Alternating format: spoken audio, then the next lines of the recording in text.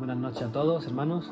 Vamos a comenzar este tiempo de enseñanza, que es lo que Dios tiene para nosotros, que podemos aprender. Espero que todos vengamos con expectativa de aprender, de recibir y de aplicar, ¿no?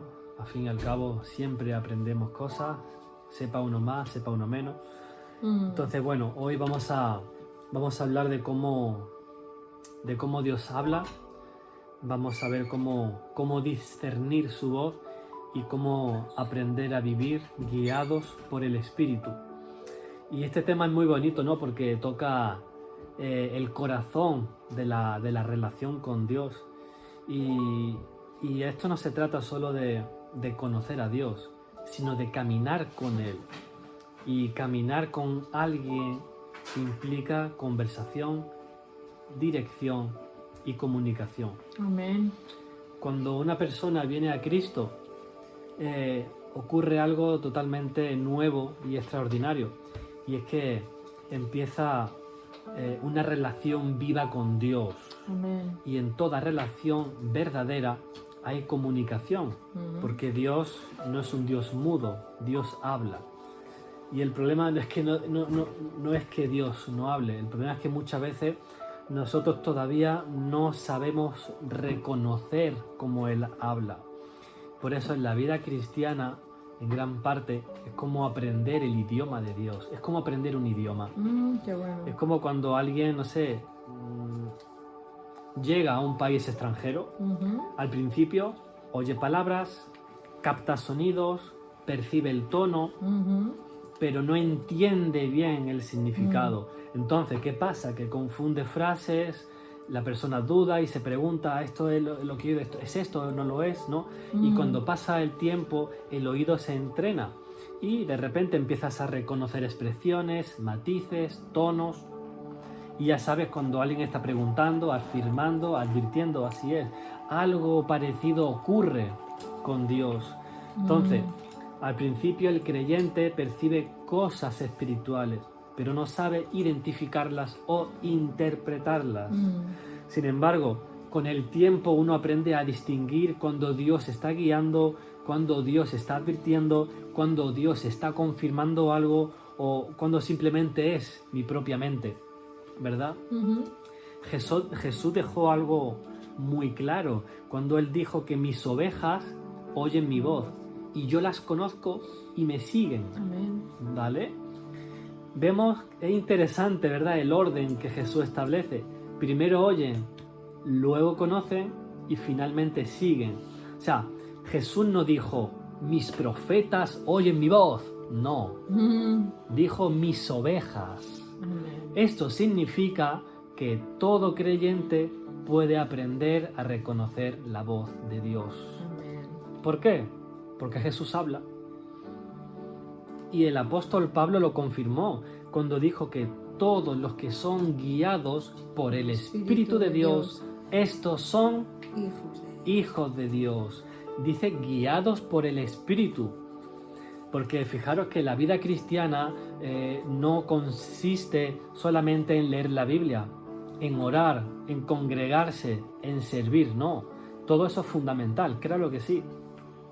Pero hay algo mucho más profundo y es aprender a percibir la dirección de Dios en la vida diaria.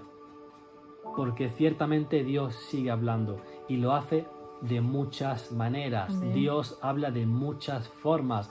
Por eso la Escritura lo declara claramente en el capítulo 1, verso 1 de Hebreos. Dios, habiendo hablado muchas veces y de muchas maneras. O sea, no hay una sola forma. Dios tiene muchos canales de comunicación. Y vamos a ver algunos de ellos.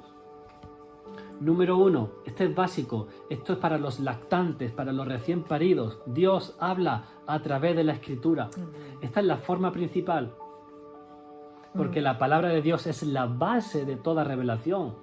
Como escrito está, lámpara es a mis pies tu palabra y lumbrera en mi camino. Muchas veces estás leyendo un pasaje y de repente, ¡pum!, salta tu vida. Sabes que es para ti. Como sabemos, ¿no? La palabra rema. como dijera, esto es para ti, esto es tuyo, ¿no? Y muchas veces pues esa palabra, ese versículo o ese capítulo, no sé, se vuelve una dirección, una corrección o una confirmación. Dios te habla. Y bueno, y muchísimos creyentes han tomado decisiones importantes porque Dios les ha hablado a través de la Escritura. Y nos sigue hablando, claro que sí, a través de la Escritura. Pero si tú tienes que tomar algún consejo, no lo sé, o ¿qué hago? ¿Me compro esto? ¿Me compro lo otro? La Biblia no te lo va a decir. Luego vamos a hablar sobre más cosas. ¿Qué más? Número 2, Dios habla también a través de la convicción interior. O sea, hay momentos en que el Espíritu Santo pone una convicción profunda en el corazón. No es una voz audible, es algo interior, es una certeza, es una sensación espiritual, como que tú sabes que estás en lo correcto. O también al contrario, no hagas eso, sabes que no tienes que ir aquí, sabes que no tienes que hacer esto, sabes que no tienes que decir tal cosa. Porque Jesús dijo sobre el Espíritu Santo, dice, cuando Él venga, convencerá al mundo de pecado, de justicia y de juicio. Convence. Y ese convencer también opera en los creyentes. Es una dirección interna del Espíritu. ¿Qué más? Número 3, Dios habla también a través de la paz o de la inquietud. Sí. A veces la forma en la que Dios guía es a través de una paz interior. No sé, cuando algo viene de Dios y muchas veces, ¿no?, el corazón experimenta una paz profunda. Pablo lo explicó así, dijo, la paz de Dios gobierne en vuestros corazones. Y la palabra gobierne significa literalmente actuar como árbitro. Es decir, la paz de Dios funciona como un árbitro que dice adelante o detente. Porque hay decisiones que exteriormente parecen correctas, pero por dentro hay una inquietud. Dices tú, no, esto no es así. Y es el Espíritu de Dios que te dice, espera, detente, no vayas allí, no hagas esto, no hables con esta persona. ¿Qué más? Número 4, ¿la digo o no? La voy a decir, pero sí, esta dila, es dila. básica. Dios habla en sueños, esto lo sabemos. Muchas veces Dios habla a través de los sueños, como José en Egipto, Daniel con las interpretaciones, José, el padre de Jesús, cómo él recibió instrucción angelical a través de los sueños. Y como el profeta Joel lo dijo, ¿no?, que vuestros ancianos soñarán sueños, y Pablo mencionó esa profecía, porque los sueños pueden ser advertencias, revelaciones, confirmaciones, dirección espiritual. Está claro. ¿Qué más? Número 5. Dios habla en visiones o impresiones. Por ejemplo, como Pedro, cuando tuvo esa visión, ¿verdad?, del lienzo que descendía del cielo. Y aquella visión que tuvo, ese éxtasis, cambió totalmente la historia porque abrió la puerta al Evangelio para los gentiles. Qué bueno. También, ¿qué más? Número 6, Dios habla en momentos de quietud y de meditación, porque hay un momento espiritual que es muy especial, y es cuando el alma se queda en silencio delante de Dios. Y en ese lugar el Espíritu puede hablar con claridad. Por eso el salmista lo dijo, estad quietos y conoced que yo soy Dios. Salmo 46:10. Muchas veces Dios no habla en el ruido, habla cuando el corazón se aquieta. En momentos de meditación de la palabra, en una oración tranquila, en adoración, cuando no hay ruido. Por eso yo hablé hace tiempo, hace ya meses, sobre cuando Dios está en la oscuridad, en el silencio, donde no hay ruido, donde no hay... Y es ahí cuando Dios empieza a susurrar, empieza a hablar. ¿Qué más? Número 7. Dios también habla en el momento entre el sueño y la vigilia. Qué bueno, y eso es algo muy interesante espiritualmente. Mucho.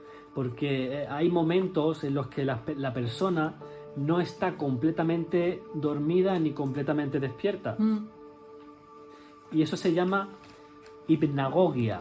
Es un nombre científico. Sí, hipnagogia. Es el momento en el que el cuerpo empieza a dormirse, pero la mente todavía está parcialmente consciente. Y en ese estado es muy común escuchar voces, sonidos, tener imágenes vivas, sentir que alguien te habla, recibir pensamientos muy claros. Yo he tenido mucho de esa manera, también diabólicos. Muchas personas dicen que están con la mente como más abierta, más receptiva en ese momento. Y hay un ejemplo bíblico. En el primer libro de Samuel, capítulo 3, ahí estaba el pequeño Samuel acostado, medio dormido, y escuchó: Samuel, Samuel, ¿y qué es esto? A ver si Era Elí. Si era Elí, ¿qué quiere Elí? No, no era Elí. Y hay muchos creyentes, ¿no?, que han experimentado una frase clara, una dirección, una visión, Sí. Un pensamiento que viene con autoridad espiritual. O sea, no es imaginación, es el Espíritu hablando en momentos de sensibilidad espiritual. ¿Por qué? Porque ahí la mente está más quieta, el ruido mental del día desaparece y el Espíritu está más sensible. Por eso en la Biblia muchas revelaciones ocurren de noche, al acostarse. Es decir, que Dios habla cuando la persona está en reposo. ¿Qué más? Número 8. Dios puede hablar totalmente a través de las circunstancias. O sea, a veces Dios usa situaciones en la vida, puertas que se abren, puertas que se cierran. Por ejemplo, Pablo experimentó esto cuando él quiso ir a predicar a Asia. Dice en el capítulo 16, verso 6 de Hechos, dice que les fue prohibido por el Espíritu Santo hablar la palabra en Asia. Y luego tuvo la visión del varón macedonio. O sea, Dios redirigió completamente el viaje misionero. Con lo cual las circunstancias también pueden ser parte de la dirección de Dios.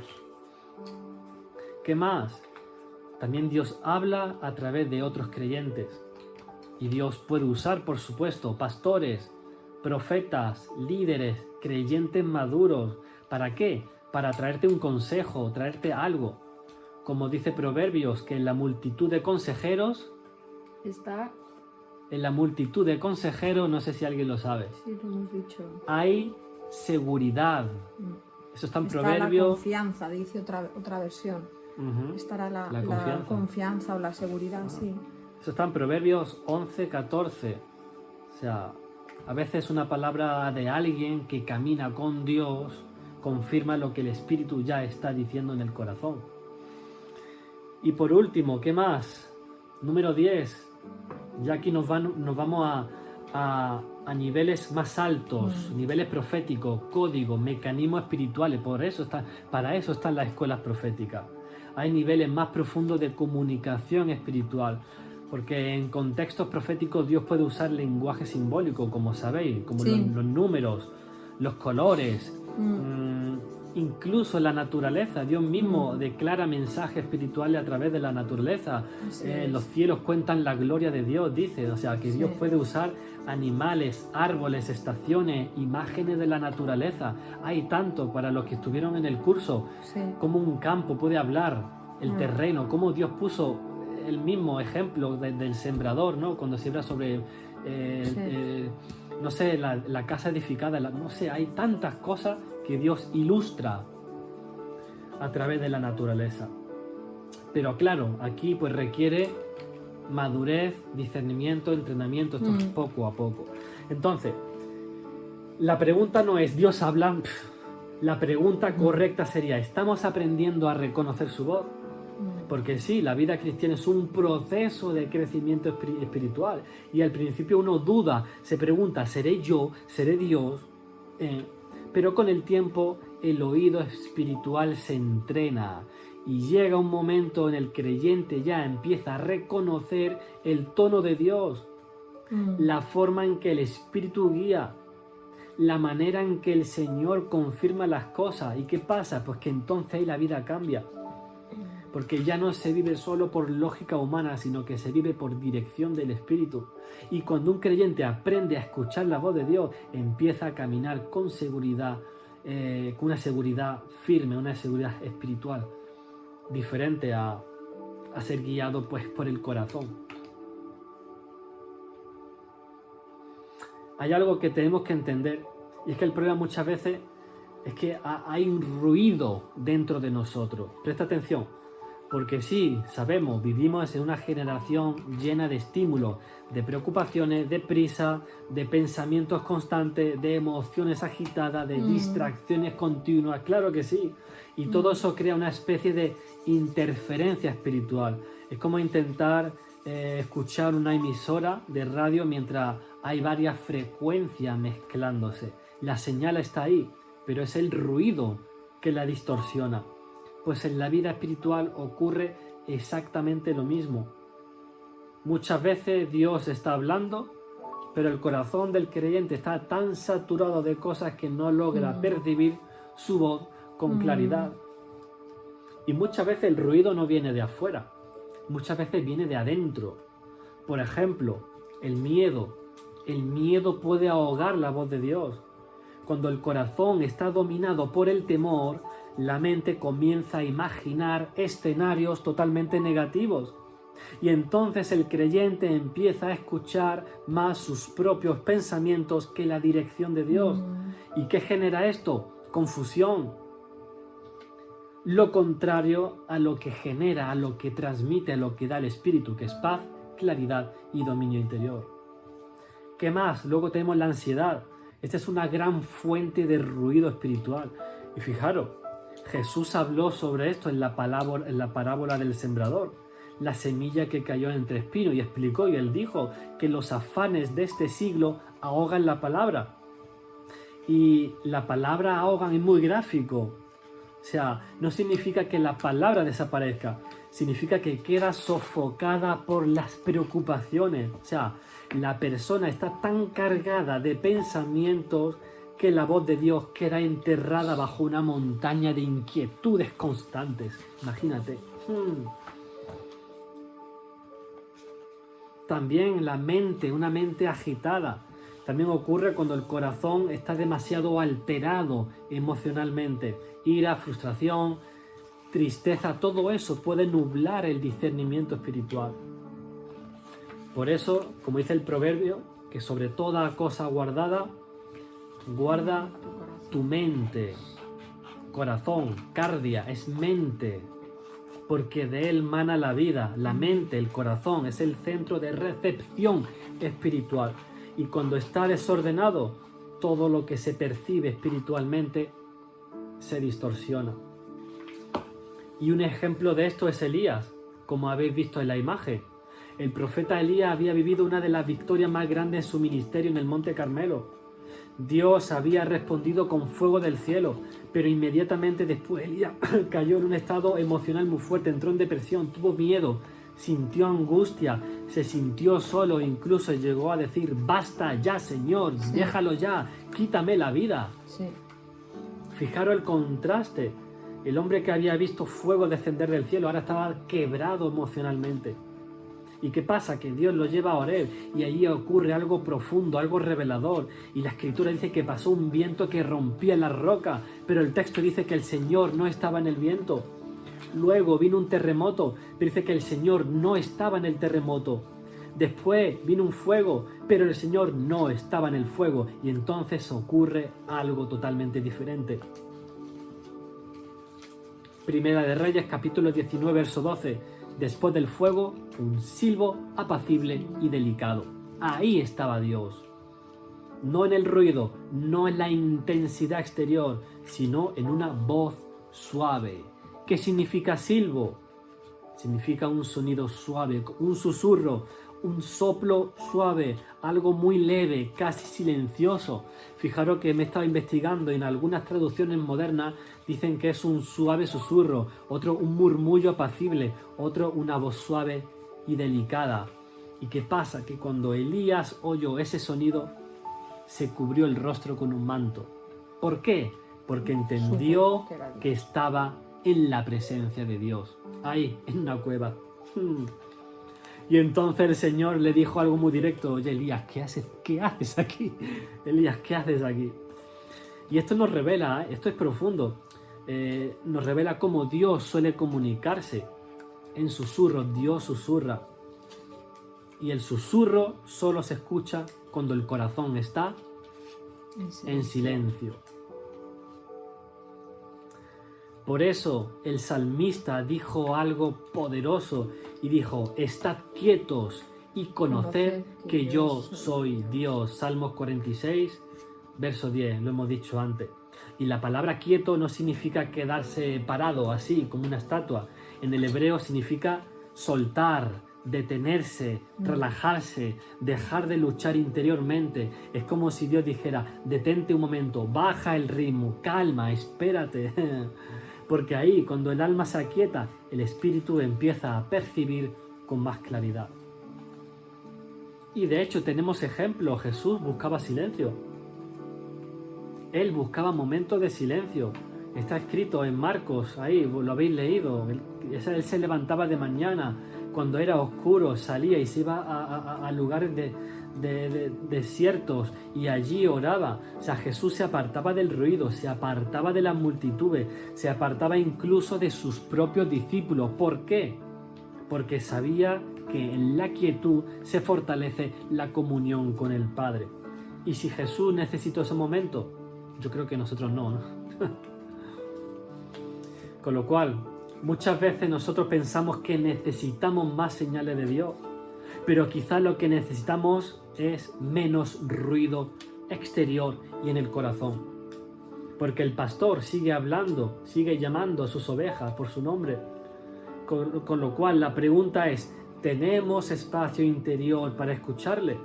Porque tal vez Él quiere guiarnos, tal vez Él quiere corregir algo en nosotros, tal vez Él quiere darnos una dirección para una decisión importante, no lo sé. Pero si el alma está llena de ansiedad, de prisa, de distracciones, de preocupaciones, esa voz suave puede pasar totalmente desapercibida. Por eso, cada creyente necesita aprender algo muy simple y muy profundo, y es detenerse delante de Dios.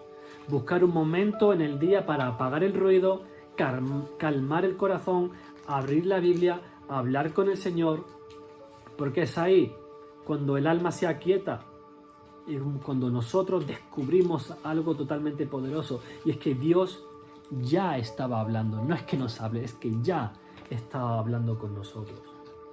Ahora, una de las áreas más importantes es aprender a discernir qué voz estamos escuchando. Porque dentro de la experiencia del creyente no solamente hay una voz. La Biblia nos muestra que pueden intervenir varias fuentes de pensamiento o de influencia. Y si el creyente no aprende a distinguirla, puede cometer errores muy serios pensando que está obedeciendo a Dios cuando en realidad está siguiendo otra voz. Y nosotros, de esto nos suena algo, ¿verdad? Sí, luego podemos decir con titulares. Por eso, el discernimiento espiritual es parte esencial del crecimiento. Y la Escritura lo declara, dice: amados, no creáis a todo espíritu, sino probad los espíritus si son de Dios. Y esto es algo totalmente importante. O sea, no todo lo que aparece en nuestra mente viene de Dios. Hay que aprender a examinarlo. En la vida del creyente aparecen tres voces, que son tres voces principales: la voz del Espíritu de Dios, la voz del alma humana y la voz del enemigo. Vamos una por una. La voz del Espíritu Santo, esa es la voz que todo creyente necesita sí o sí aprender a reconocer. Pablo mismo dijo: el Espíritu da testimonio a nuestro espíritu de que somos hijos de Dios. Fíjate el lenguaje que usa Pablo. Eso está en Romanos 8:16. Dice que el Espíritu da testimonio a nuestro espíritu. Esto significa que la comunicación de Dios muchas veces ocurre en lo profundo del interior del creyente. Y no suele ser una voz audible, es más bien una certeza interior. Se comunica, da testimonio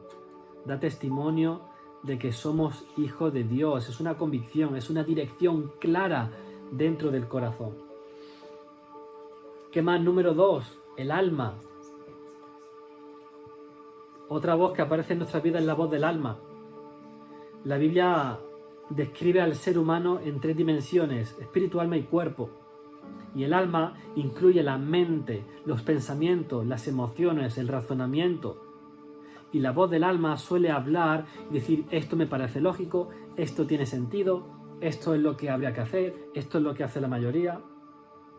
Con lo cual el razonamiento humano no es malo porque Dios nos ha dado inteligencia, pero la lógica humana no siempre coincide con la voluntad de Dios.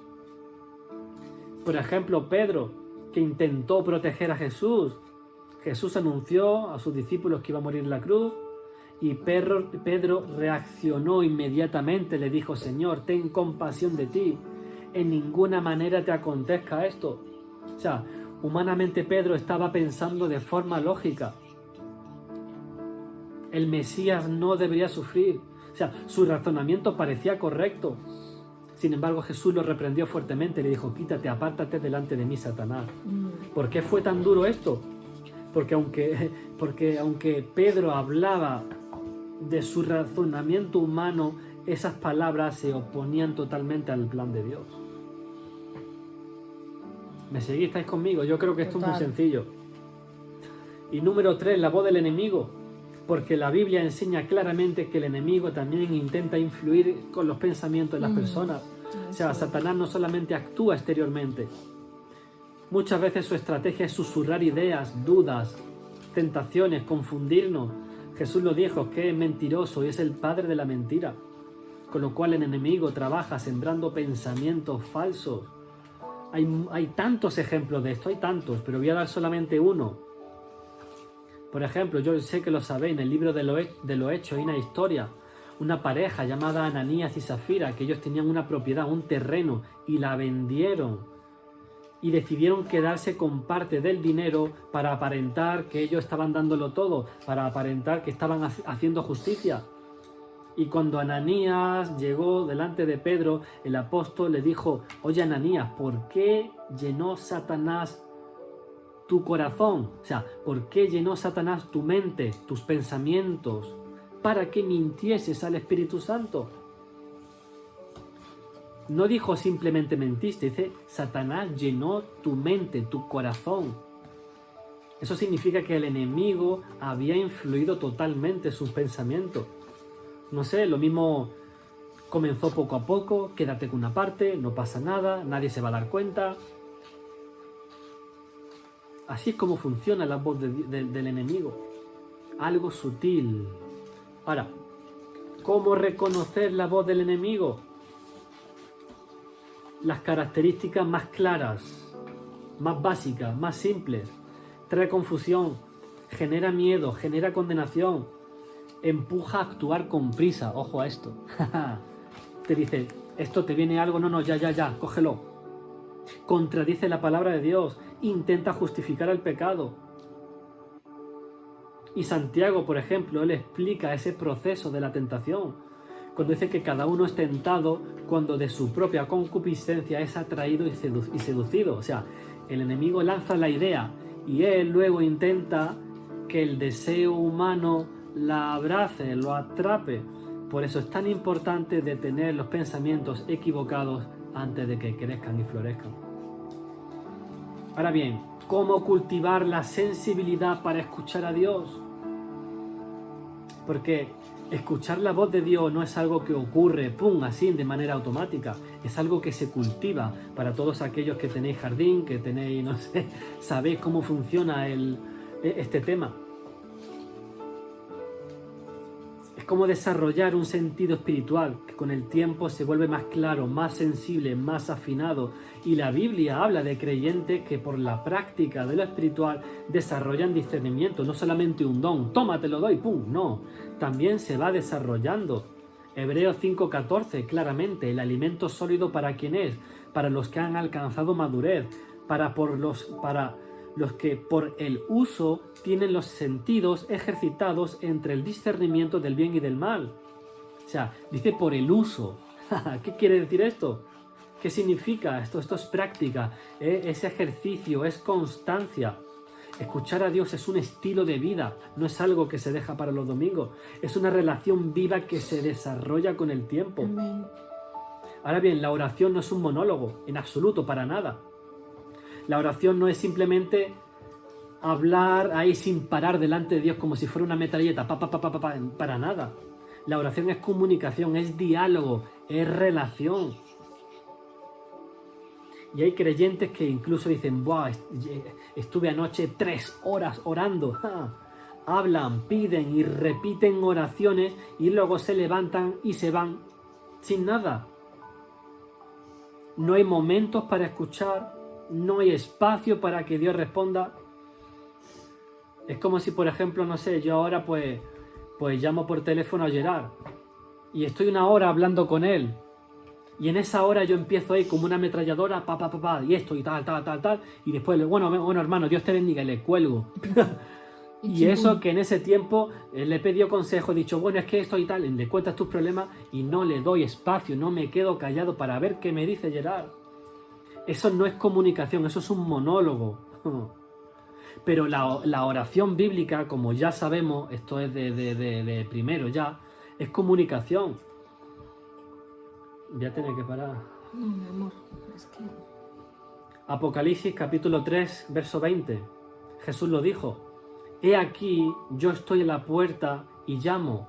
Si alguno oye mi voz y abre la puerta, entraré a él y cenaré con él y él conmigo. Amén. Fíjate, yo quiero que observes esta imagen. Dice el que oye mi voz, como también dijo, mis ovejas oyen mi voz. ¿Veis el paralelismo? Y habla de cenar juntos. Ahora, presta atención. La palabra cenar tiene un significado mucho más profundo que simplemente comer algo. Fijaros, vamos a ir por parte porque aquí hay oro para sacar. La palabra original no es comer. En el griego, el verbo que aparece es deipneso. Yo no sé griego, pero esa es la palabra. Deipneso, que literalmente significa cenar. Ahora, ¿por qué cena? Yo empecé a investigar qué pasa, ¿por qué cena? No comida, ¿qué es esto? Fijaros que en el mundo antiguo el desayuno era algo ligero. El almuerzo también podía ser algo simple. Pero la cena era la comida más importante. Era larga, tranquila, social. Como por ejemplo la última cena de Jesús, que fue una fiesta, ¿no? Pero era el momento donde la gente se sentaba sin prisa a compartir. O sea, así que Jesús nos está diciendo, entraré y comeré algo rápido contigo. No, está diciendo, entraré y me sentaré a compartir la mesa contigo. ¿Qué es esto? Esto es comunión, esto es relación, esto es intimidad. Porque en la cultura hebrea, comer juntos significaba pacto. En la mentalidad judía, sentarse a la mesa con alguien era algo muy serio. Ya lo viste cuando estuve hablando sobre Pedro, que se sentaba a la mesa con los gentiles. Esto no era cualquier cosa. Compartir comida significaba amistad, significaba aceptación, es paz, shalom entre dos personas. Es una relación cercana. Por eso los fariseos criticaban tanto a Jesús cuando comía con pecadores. Claro. ¿Por qué? Porque para ellos eso era identificarse con esas personas. Por eso este versículo es tan profundo, es tan... ¡wow! El mensaje es claro. Si tú me abres la puerta, no solamente entro, sino que me siento a la mesa contigo. Eso es lo que está diciendo el Señor.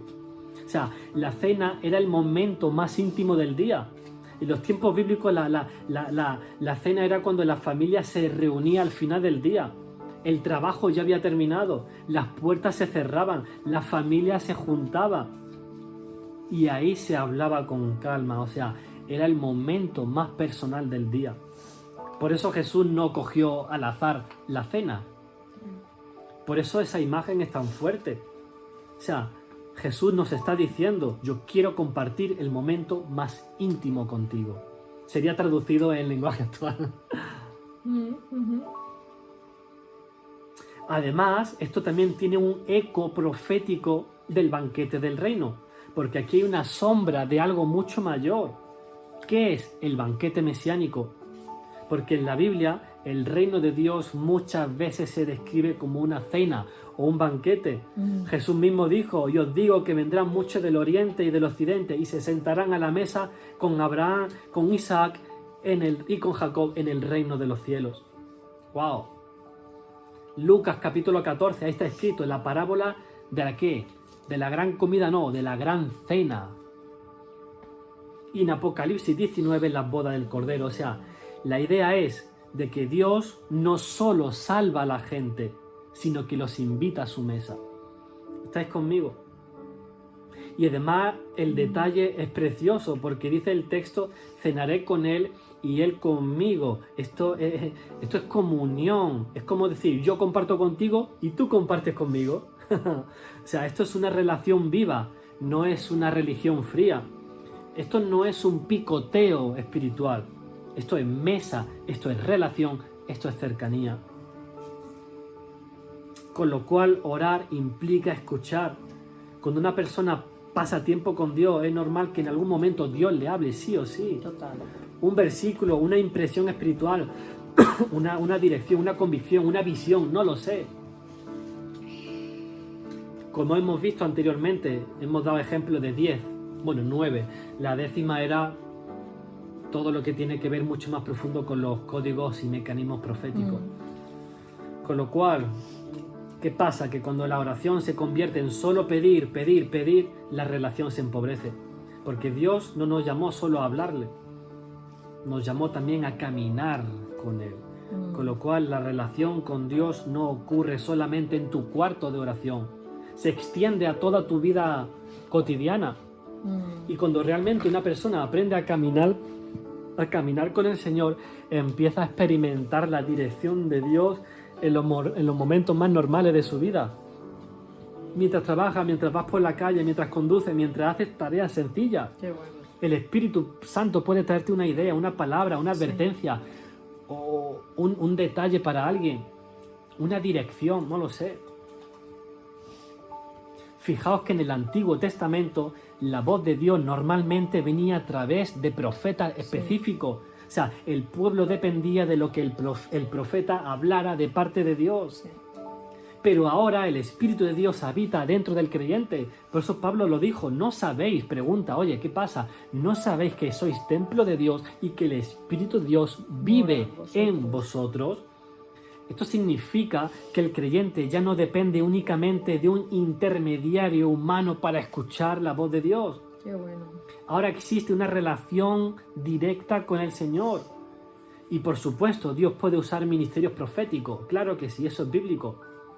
Fijaros, un ejemplo en el libro de los Hechos. Vemos claramente cuando el profeta Ágabo se encontró con el apóstol Pablo.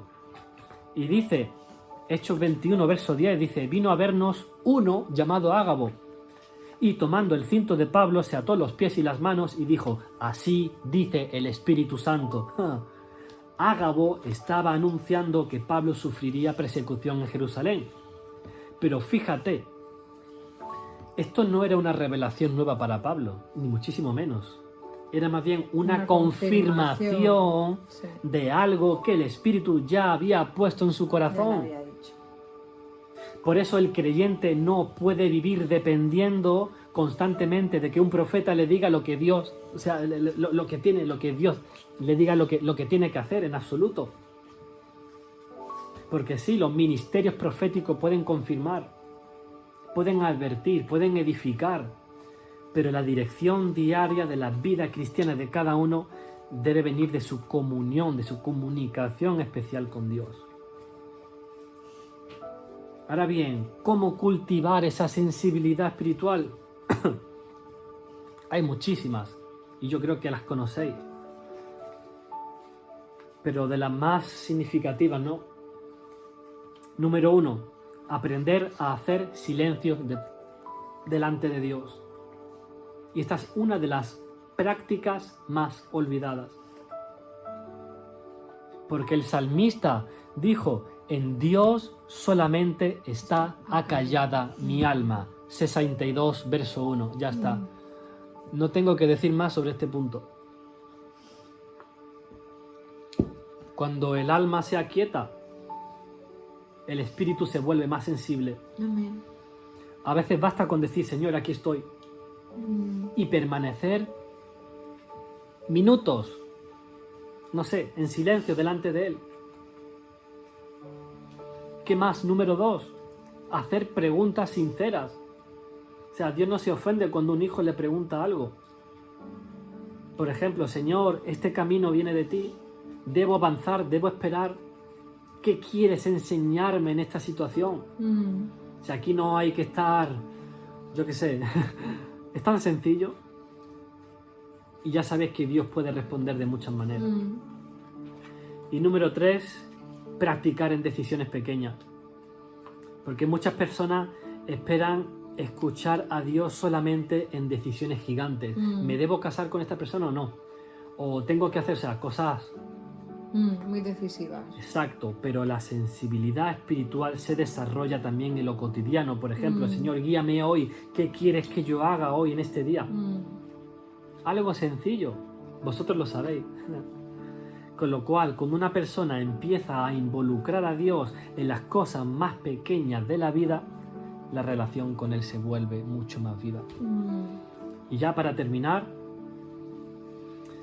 Dios no quiere simplemente creyentes que repitan oraciones.